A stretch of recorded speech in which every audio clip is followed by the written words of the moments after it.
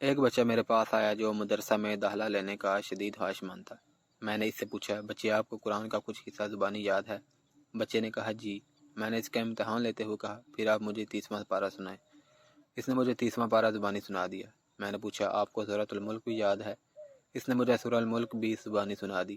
مجھے بڑا تعجب ہوا کہ اس چھوٹے سے بچے نے کم سنی کے باوجود قرآن کریم کا کچھ حصہ حفظ کیا ہوا ہے۔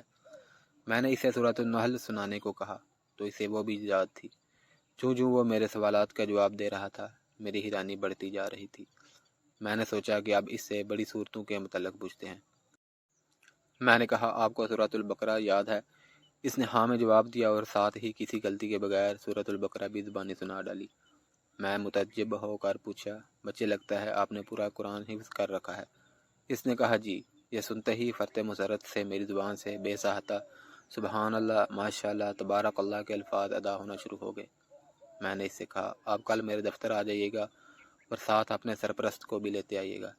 میں بچے کے جانے کے بعد حیرت و استعجاب کے سمندر میں ڈوبا رہا اور دل ہی دل میں تانے بانے بنتا رہا کہ یقیناً اس کے والد صاحب دین کے پابند، نیک سیرت اور قرآن سے شدید محبت رکھنے والے ہوں گے، جس کے نتیجے میں اس نے اپنے بچے کو اتنی چھوٹی عمر میں قرآن یاد کرا دیا ہے۔ مجھے اس وقت حیرانی کا شدید جھٹکا لگا جب وہ کل صبح اپنے والد صاحب کو لے کر آیا تو اس کے والد صاحب ظاہری شکل و صورت سے بالکل بھی متبع سنت اور پابند شریعت نہیں لگ رہے تھے۔ اس بچے کے باپ نے میری پریشانی اور استجاب کو بھانپ لیا اور فوراً بولا، میں جانتا ہوں کہ آپ میرے اس بچے کا والد ہونے کی وجہ سے حیران و ششدر ہو رہے ہیں۔ میں بھی آپ کی حیرت ختم کیے دیتا ہوں۔ اصل بات یہ ہے کہ اس بچے کے حفظ قرآن کے پیچھے اس کی والدہ کا ہاتھ ہے، جو بچوں کی تربیت کے حوالے سے 1000 آدمیوں کے برابر ہے۔ آپ یہ بات سن کر مزید حیران ہوں گے کہ میرے 3 بیٹے ہیں اور سب قرآن کے حافظ ہیں۔ میری سب سے چھوٹی بیٹی 4 سال کی ہے اور وہ بھی 30واں پارہ حفظ کر چکی ہے۔ میری حیرانی انتہا کو پہنچ چکی تھی۔ میں نے پوچھا، یہ کیسے ممکن ہے؟ 4 سال کی بچی نے 30واں پارہ کیسے یاد کر لیا ہے؟ اس نے جواب دیا، بچوں کی والدہ کا طریقہ کار یہ ہے کہ جب بچہ بولنا شروع کرتا ہے تو وہ اسے قرآن یاد کروانا اور حفظ قرآن کا شوق دلانا شروع کر دیتی ہے۔ وہ بچوں کا مقابلہ کرواتی ہے اور کہتی ہے کہ جو سب سے پہلے یہ سورت یاد کرے گا، رات کا کھانا اس کی پسند کا بنے گا۔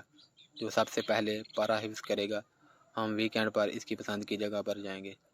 جو سب سے پہلے قرآن ختم کرے گا، ہم سالانہ چھٹیاں اس کے منتخب کردہ علاقے میں گزارنے جائیں گے۔ یوں بچے اپنے اپنے شوق کی تکمیل کے لیے حفظ قرآن میں بڑھ چڑھ کر حصہ لیتے ہیں۔ جی ہاں، ایسی نیک مائیں ہی گھر سنوارتی ہیں۔ اگر مائیں امت بننے کا تہیہ کر لیں تو قوم کو بام عروج پر پہنچنے سے کوئی نہیں روک سکتا۔